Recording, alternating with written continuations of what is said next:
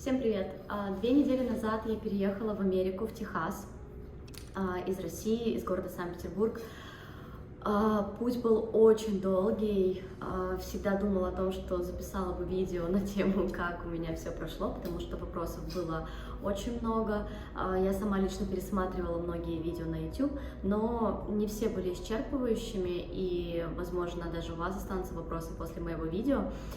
В любом случае, я буду готова ответить на любые вопросы, постараюсь просто собрать информацию по максимуму, потому что посольство в России закрыто, и вряд ли оно начнет принимать, вряд ли K1 визы будут выдавать, ну, хотя бы в ближайший год, мне кажется, до 2022 года вряд ли. То есть у нас вариант только Польша. Я сама лично ездила в Польшу месяц назад, ну, получается, 11 числа, и проходила там медосмотры и собеседования. Расскажу вам поподробнее, как все вообще происходило, так что оставайтесь со мной, подписывайтесь, будут и другие видео. Итак, как я получила согласие на перевод моего собеседования, моих документов в Польшу? Мы написали на почту, я укажу ее здесь и на всякий случай еще в комментариях. Мы написали на почту польского посольства, после чего подождали несколько дней, там еще были праздники, если что, учитывайте праздники не только России, Америки, причем Россия, Польши, в том числе, потому что американцы отдыхают, когда отдыхают и поляки. У поляков очень много праздников, так что учитывайте, если что. Мне ответили через несколько дней, то, что они принимают мои документы. Насколько я сейчас знаю, очень много кто переводится. То есть многие сейчас принимают, это не редкость. В письме ничего особенного мы не писали, просто что мы ждем уже больше года, очень устали, нам очень тяжело, пожалуйста, пожалуйста, примите нас. Кто-то писал просто обычно письмо, там 2 предложения: здравствуйте, там, пожалуйста, примите наши документы и проведите нам собеседование на визу K1. Все, кто как. Единственное, я бы посоветовала в теме письма указывать ваш номер, то есть он, как правило, начинается с МОЗ, номер, ну и в конце можно, например, свою фамилию указать. Но главное — номер. Так им будет проще и найти, и они будут сразу понимать, что к чему, по этому номеру могут они уже там дальше сделать запрос в NBC, чтобы ваши документы прислали в Польшу. Ожидали мы примерно 3 недели, пока наши документы дойдут до Польши и нас позовут на собеседование. Даже больше, нет, 4 недели, примерно 4 недели нужно ждать, но многие, я в том числе, не ждут, пока придут документы в Польшу, потому что они не просто пишут вам, когда документы придут, они сообщают уже после того, как пройдут все проверки. У одной девушки, я знаю, проверка заняла несколько дольше, потому что кейс был не очень простой, то есть они проверяют до собеседования, еще какие-то там свои, в общем, делают чеки, но я бы не сказала, что это рекомендация, просто для тех, кто уверен или просто чувствует, что у них кейс достаточно простой и нет никаких бэкграунд-чеков, которые могут занять дополнительное время. Criminal history, много браков, или, может быть, уже был брак с американцем, возможно, это может занять какое-то время, появятся вопросы у них. Неважно, просто думаю, что вы знаете лучше. То есть у таких кейсов могут быть проверки. Может быть, лучше не брать пока дату на интервью, а дождаться, когда посольство все закончит, пришлет вам официальное письмо, что записывайтесь, все в порядке.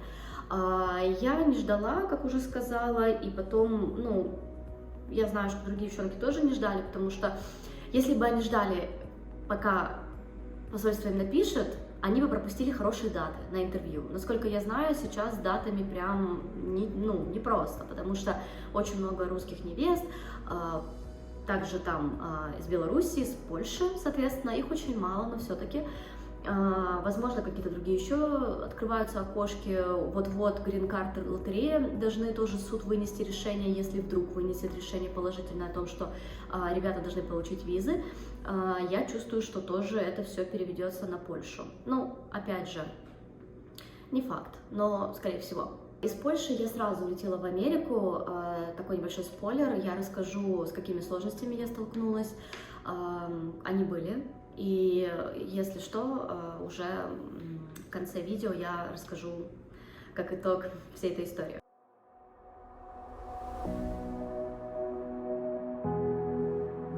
Также я бы хотела рассказать о том, как у нас проходил сбор документов, какие документы я привезла, какие документы у меня забрали на собеседование. На самом деле, само собеседование там рассказывать особо нечего, все прошло гладко и быстро, слава богу. Но по документам хочу остановиться подробнее, потому что, по сути, это самый главный вопрос. Я буду зачитывать, чтобы ничего не пропустить. То есть для интервью я привезла DS-160, распечатала именно confirmation page, просто с имейлом распечатала. Там, по-моему, 2 страницы было. Главное, вот этот баркод, по сути, вообще только вот самая первая страничка с вашей фотографией. Никаких копий, просто страничка с баркодом. Фотографии я делала как понятно, для DS-ки электронной версии и печатала. Сколько фотографий я не подскажу, но я просто, по-моему, там забрали у меня 2 фотографии, да, забрали 2 фотографии, попросили на обороте подписать имя, фамилию, но я, да, 2 фотографии, и 4, по-моему, у меня еще ушли на медосмотр, вот. То есть в общей сложности 6, но я привезла просто много. У меня было, наверное, фотографий 10-15, еще и разных. Просто вообще я их взяла с собой, потому что дальше я уже улетала в Америку. Если вдруг мне понадобятся здесь фотографии, то эти фотографии подойдут. Они все, получается, 5×5, стандартные. Загранпаспорт с копией. Сделайте обязательно копии загранпаспорта. Сертификат о рождении с переводом и копии. Это то, что я забыла и бегала в Польше, печатала, ну, подороже, конечно, вышло. То есть свидетельство о рождении, его перевод и копия самого свидетельства о рождении. Также я сделала несколько переводов, именно оригинальных, и копий, так, на всякий случай, потому что, возможно, на грин-карт, на грин-карт 100% нужен будет оригинал, но у нас же еще есть Advanced Parole, это чтобы выезжать из страны до грин-карт, и разрешение на работу. Кто знает, может быть, еще в ССН понадобится. Я просто еще не успела до этого добраться момента, но, в общем, я сделала много. У меня где-то примерно 5 оригиналов переводов и так, несколько копий просто, чтобы были. Справка из полиции, что у вас отсутствует судимость. У меня была копия, перевод на английский язык. И еще у меня было то же самое с японского посольства, они мне просто передали в конверте, написано было не скрывать до американского посольства, потому что по месту требования. Я сразу просто, когда заказывала справку, сказала, что мне это посольство для визы, и они вот так вот запечатали, прислали с Японии запечатанный, я говорю, как мне переводить? Они сказали, что все на английском, не переживайте. Вот, то есть очень удобно. И они прям там же вскрыли этот, они так удивились в Америке, в посольстве, что это за конверт такой вообще непонятный. Вот, открыли, но там на английском, я говорю, мне сказали, что да, я думаю, блин. Они открыли, да, действительно, там все было на английском, на японском было буквально там не так уж и много. Вот, все нормально им подошло. Далее. Медицинские документы у меня были с собой, потому что я успела пройти вовремя, я за 6 дней до собеседования прошла медосмотр, но за 5 дней, да, потому что и субботу, воскресенье, если не считать, то за 5 дней рабочих, и прислали, были готовы все документы уже через 2 дня. Мне позвонили, сказали, приезжайте, забирайте. Точнее, написали на почту. Я удивилась. Вот, то есть я смогла принести их с собой. Также, в принципе, просить не нужно в Польше. Там доктор классный, он все сам уже знает. Он мне сделал сразу копию для грин-карт. Вот, просто на всякий случай проверьте. Это просто копия вот основного документа, где ваша фотография. По-моему, это односторонняя страничка А4. И внизу как раз, где написано, собственно, что это комплит, то есть у вас есть все прививки. И дальше обычно, как у вас было для петиции, фотографии, переписки, даже женихом, письма о том, что вы согласны, что вы собираетесь пожениться в течение 90 дней, когда прибудете в Америку, обновленные, то есть со свежей датой. Мы там писали июнь, собеседование было в июле, мы ставили июнь, там какие-то разные даты. Оригинал мы привезли, но вроде как можно и копию. Не думаю, что это сильно важно. Финансовые документы — это W2, bank statement, да, то есть выписка с банка. И 1040 у меня документы были только за 2020 год. Ни 19, ни 18 у меня не было. И форма I-134 — это, опять же, форма, в которой жених указывает свои доходы, с чем он владеет, если у него, допустим, какие вообще у него доходы, то есть у него может быть какой-то stock-market, он может быть там торгует, или properties какие-то есть. Очень короткая форма, там, в принципе, ничего сложного, вот ее тоже мы привозим с собой, у меня была копия. Итак, на самом собеседовании у меня не спросили ничего вообще особо из документов, кроме, не считая вот основных, то есть это police certificate, birth certificate, копии их и переводы, фотографии, 2 фотографии, собственно, то есть все по списку, вот все, что по списку идет в посольстве, все это взяли I-134, не взяли ни bank statement, ни W2 form, ничего из этого вообще не спросили. И когда я уже вышла, меня позвали на собеседование по громкоговорителю, вызвали мой талончик, мне там дали талончик и по нему вызвали. Вопросы были элементарные: где познакомились, сколько лет, кем работаете, кем работает жених, знакомы вы с его родителями, знаком ли он с моими родителями, чем мы там занимались в России. Вопросы были достаточно простые, ничего не было такого необычного, поэтому ничем не удивлю. Дополнительно он мне спросил фотографии свежие, он посмотрел фотографии только с петиции. Не спросил, сам лично не спросил никакие финансовые документы, вообще ничего. То есть все, что вот у меня лежало в папке, да, с собой, ничего из этого не взяла. Вот все, что у него там было, то он и смотрел. Вот, смотрел немножко еще в компьютер, что-то писал, но, как некоторые рассказывают, да, что они там сидят, печатают, на вас не смотрят. У меня было не так. Он, конечно, там что-то печатал, что-то смотрел, но он достаточно много общался со мной, но очень приятный молодой человек. Плюс в масках, по крайней мере, это было в июле, мы проходили собеседование все в масках, ну, не знаю, наверное, ты как-то чувствуешь себя более комфортно, что ли, такое прикрытое лицо, вот, и его тоже лицо особо не видно, так, смотрите друг на дружку, но в целом все было комфортно, быстро. Я в самом посольстве провела максимум час, само собеседование длилось, ну, максимум минут 10. Сразу скажу, что на следующий день вы должны будете забрать паспорт в 3 часа дня. Если у вас сменился статус на issued, то есть на сайте CS, я тоже приложу ссылочку в описании, вы смотрите свой статус. У меня статуса issued на следующий день не было, но в любом случае я поперлась в посольство, и мне сказали, что нет, ваша виза не готова. Я очень сильно переживала, вообще весь вечер просто не могла найти место. Причем сначала вообще себя чувствовала комфортно, потом к вечеру немножко распереживалась, но легла спать, чтобы меньше переживать, скорее наступило завтра. Вообще я слышала, что такие ситуации бывают, но все равно страшно. На следующий день я проверяла свой статус, я списывалась с девчонками, у которых тоже должны были выдать визу на следующий день. Мне не дали никакого дополнительного листочка, да, как это обычно бывает, если у вас дополнительная проверка какая-то, и ваша виза не будет выдана еще месяц минимум, а вообще, скорее всего, не скоро, к сожалению. Это administrative processing, он занимает, как правило, очень долго, к сожалению. Это чаще всего случается с теми, у кого жених милитари, или вы или он работаете что-то связано с милитари, с какими-то химбио, там, не знаю, веществами, Это не обязательно оружие, но в любом случае, в общем, связано с этим.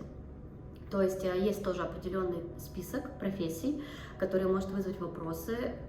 Я как-то раз уже искала, у меня не получилось. Я постараюсь его найти, постараюсь приложить к видео, но прошу, не переживайте. При мне лично 2 девочкам, у кого женихи милитари, выдали визы. Но, наверное, лучше просто об этом знать. На следующий день мы с девчонками начали проверять статус. С самого утра, ни у кого он не менялся, у меня в том числе не менялся. Я уже прям вообще утром я чуть не сошла с ума. Я прям начала переживать, что у меня АП и все такое. В итоге я где-то, наверное, в 12 проверила и все решила так, все, буду проверять раз в час, до 3 часов, еще куча времени, скорее всего, все будет в порядке. Я как-то так вроде настроилась, успокоилась, и в час дня я снова проверяю, у меня снова статус Administrative Processing. Это не значит АП, это нормальный статус, который в процессе выдачи визы, но в любом случае хочется уже увидеть issue. И в какой-то момент мне приходит сообщение в Телеграме от девчонки, что у нее и еще у одной девчонки все хорошо, ищут, проверяй. Я проверяю, у меня ищет, и все, и счастье, просто это не передать. Потом мы, получается, все поехали в посольство, там встретились, очень классно получить было визу с девчонками с чата, вообще вот так вот в такой атмосфере побыть. Мы пошли покушали, все были в шоке, вообще все сидели вот так в телефонах, все скидывали видосы, делали видеозвонки, фотографии, переписывались, все хотели просто поскорее поделиться новостью со всеми своими друзьями и близкими, поэтому мы особо там не отмечали, но было в любом случае очень классно разделить эту радость, в общем, с теми, с кем ты, с теми, с кем, кто тебя понимает. Если вы, допустим, не состоите ни в каких чатах, ни в WhatsApp, ни в Телеграме, не в курсе вообще, про какие чаты я говорю, и хотите также, допустим, с кем-то пересечься, потому что девчонки в Польше очень активно встречаются, живут, кто-то вместе живет, вместе летят, допустим, кто с Москвы, с одного города, у кого собеседование в один день, у нас было по 3, по 4 девчонки в один день собеседования, то есть вы можете спокойно с кем-то скооперироваться и просто изучить Польшу, изучить Варшаву, съездить в Краков, Освенцим с кем-то. Если что, пишите, с чатами я тоже вам помогу. Все, забрала паспорт, пришла. Причем я притащила с собой, не то чтобы сумку, я притащила с собой шопер, полный там всякого разного, потому что я там гуляла, ходила. Я думала, блин, на собеседовании ведь только телефон, нужны документы. Я так и сделала, я пришла с телефоном, с документами и с ключами. Ключи они мне ничего не сказали, телефон забрали, отдали талончик. И документы, папка, я прям пришла с папкой, нет, я пришла тоже с шопером, но просто в шопере не было ничего, кроме того, что я только что перечислила. А уже забирать визу я притащила с собой кучу всего. Они, по-моему, все забрали. Они забрали powerbank как электро. То есть ничего страшного, никто не заставил меня это где-то выкинуть, никто не заставил меня это оставить снаружи. Они, конечно, такие были немножко напряженные, но так как я просто забирала визу, ничего страшного. Получается, забрала визу.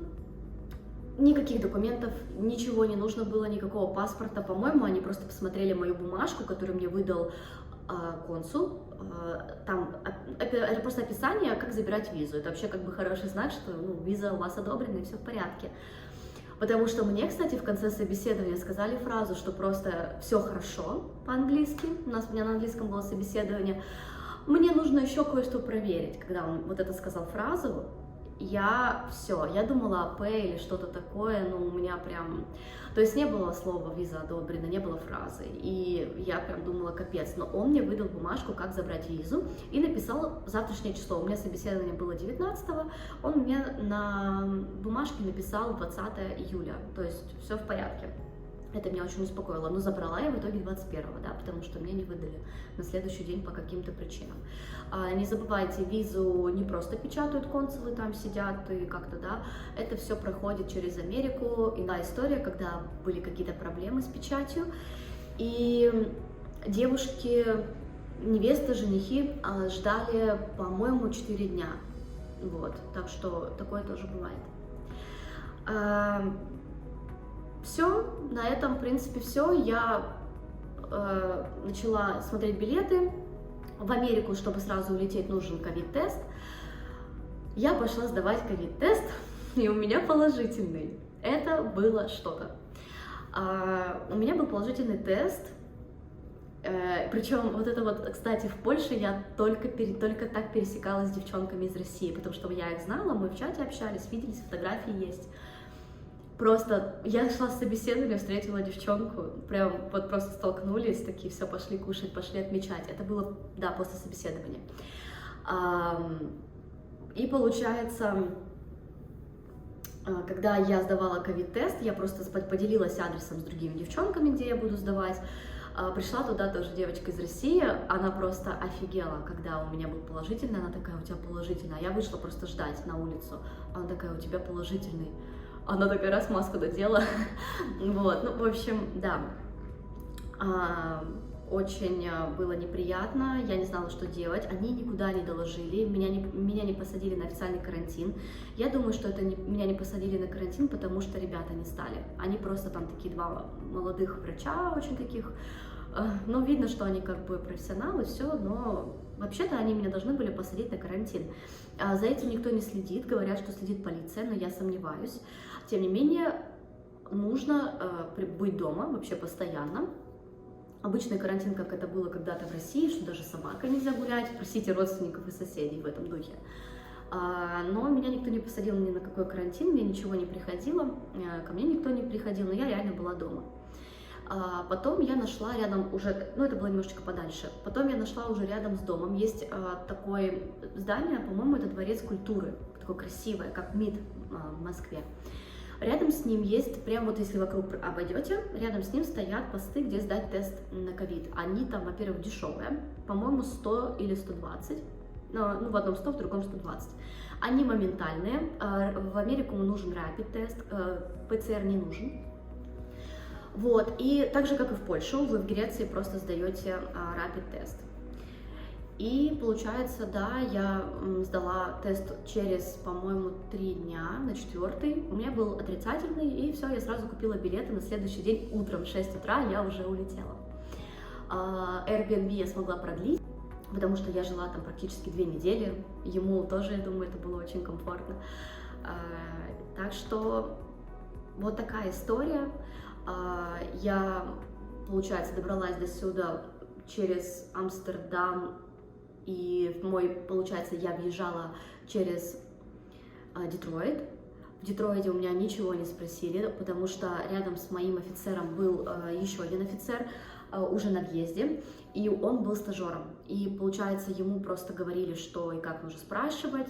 Я так понимаю, K1 была первая, кстати, потому что он ничего не знал, он ничего не понимал. Он задавал очень странные вопросы про какие-то очень странные документы, и другой его корректировал, говорил, нет, это не надо. То есть у меня не было никакого допроса, осмотра и так далее. Вот только из-за того, что он был стажер, заняло немножечко время, пока тот его учил в процессе, но в итоге меня они ничего не спросили. Сказали только, что вы обязаны пожениться, вы в курсе, в течение 90 дней. Я сказала да, и тот, который обучал стажера, офицер, сказал, но если вы не хотите жениться, вы не обязаны. Я такая, спасибо. Потом я прошла дальше, у меня там стоял мужчина вообще в абсолютно обычной одежде такой, но рядом с ним был полицейский. И он такой, там, вы куда едете? А зачем? А почему? Там, всякие вопросы, есть ли у меня алкоголь с собой, есть ли с собой табаку и так далее. Но тоже это заняло буквально 15 секунд. Некоторые вопросы, которые я очень часто вижу в чатах или которые задают лично мне, это по поводу нотариально заверенного перевода. А нотариально заверенный перевод не нужен нигде, не для посольства в Польше, ну или будь то Москва, не, допустим, для Америки. То есть я не слышала пока ни разу, чтобы кто-то подавался, допустим, даже на грин-карт, переводы были нотариально заверенные. Единственное, что там внизу, у меня лично на моих переводах, написано от руки, что переводчик написал, я такая-то такая, подписываюсь, грубо говоря, что под своими словами, что я перевела все дословно, точно, как в оригинальном документе. То есть, ну, такое там, это какой-то стандартный сейнг, который используют переводчики. в принципе, все. У меня есть переводы как с печатями, как без печати, где-то ставили печать, где-то не ставили печать, в любом случае на русском. Тоже, опять же, никто ни слова ничего не сказал по поводу печатей, вообще никогда не слышала, чтобы, знаете, у кого-то перевод не приняли. Я думаю, это все такие уже немножечко загоны, так же, как, например, с копиями документов. Никогда не слышала, чтобы кого-то развернули с копиями. Да, все хотят оригинал, конечно, это как-то более, да,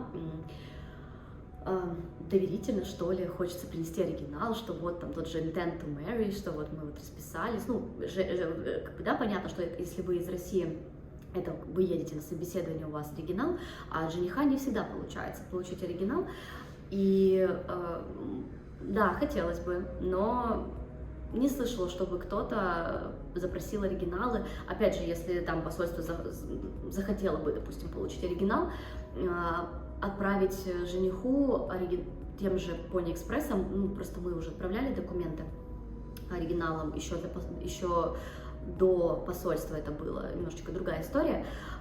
Мне отправляли документы, и они дошли за... Ой, наоборот, я отправляла для петиции Кевину документы, да, перепутала. За 3 дня они дошли, 2500, по-моему, 3 листа ему отправила. Дороговато, но зато быстро, и на самом деле для такого срока и для такого дела, наверное, даже, я бы сказала, это недорого, потому что есть компании, которые берут по 5-6 тысяч. То есть, да, в общем, не слышала, чтобы кого-то прям разворачивали с копиями. Опять же, в мои финансовые документы копии.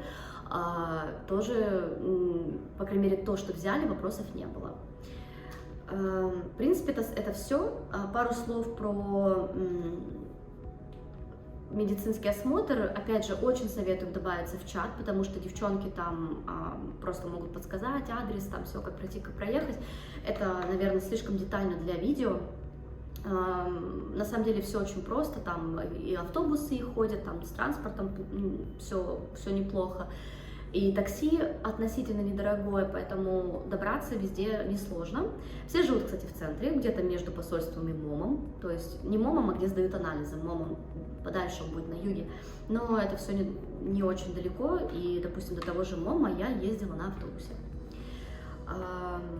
Оплата, кстати, в автобусе прям можно карточкой оплатить, с телефона, с Apple Pay. Так что все очень в Польше здорово, продвинуто, комфортно. Не переживайте на этот счет. В МОМу меня спросили адрес в Америке, куда я собираюсь, спросили 4 фотографии матовые, цветные, 5×5, и, по-моему, электронную почту, да, по которой, собственно, они со мной связались о том, что мои документы готовы. И далее, уже у доктора у меня был с собой паспорт, вакцины. Я делала в Европейском центре вакцинации в Санкт-Петербурге, просто принесла свой сертификат, в котором было указано, что я болела ветрянкой. Никаких прививок у меня от ветрянки не было, просто что я болела тогда-то, все.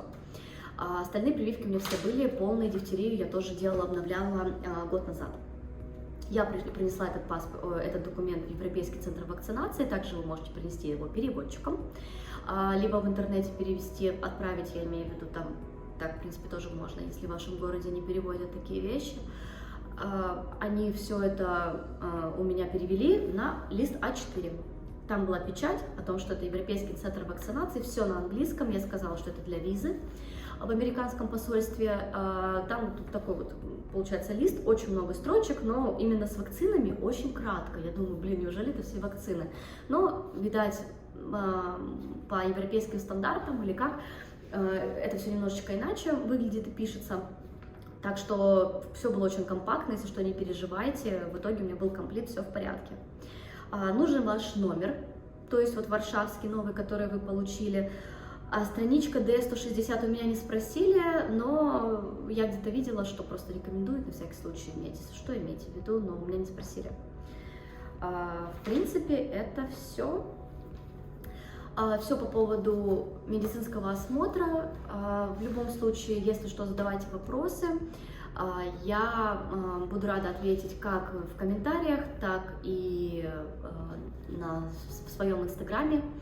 В общем, удачи вам в этом непростом деле. Я надеюсь, что сама поездка в Польшу пройдет гладко, вы получите свои визы. Ждем очень долго. И вообще, в принципе, процесс немножечко сейчас более затянулся, даже если девчонки после одобрения могут сразу попасть в Польшу, из-за потока, наверное, придется подождать.